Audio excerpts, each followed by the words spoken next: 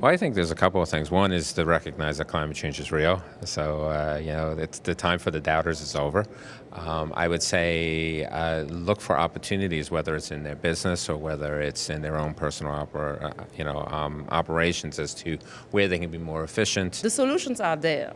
So if we don't act, we are criminals ourselves as well. Then I take the lead with the Mamalat Initiative for Sustainable Energy, with the program called Zero Carol Lamp by 2020, so that those lamps can really help getting rid of the kerosene lamps, because it's really a lot of cost. I think the main thing is to actually essentially invest in it.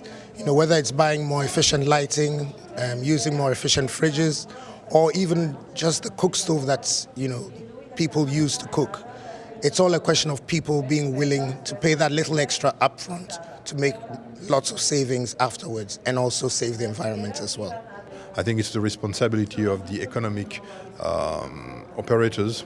It is the responsibility of the private sector It's also the responsibility of the private sector to provide the ordinary people with solution, with green solution, and in some areas where they are so remote, in rural area in Africa, distributed renewable energy is the only way to go. Every ordinary person around the world has to realize that more than 2 billion people have no access to electricity. More than 3 billion people have no access to reliable energy for either cooking and livelihoods.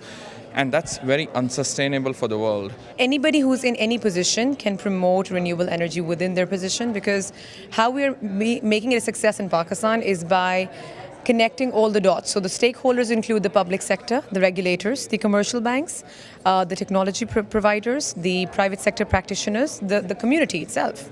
So just by acceptance within your own role, within your individual and institution's role, and trying to understand how you can build that up into the ecosystem of energy, will add a step further in the long-term journey that we all have. For example, of a baker in Siberia that we financed, through a credit line, saved 80% energy, with the investment in a new oven. These are very simple things, but these are huge. And if you multiply this example, by all the bakeries around, you get, to a huge number. So personally, my feeling is that the everyday person can do a huge amount in that area of saving energy. Someone who is considering donating something to a project in a developing country, to consider it, giving it to an off-grid electrification project, for example, a solar project. It depends on who the person is. If you're a business person, I think you might want to ask yourself, how am I using energy poorly?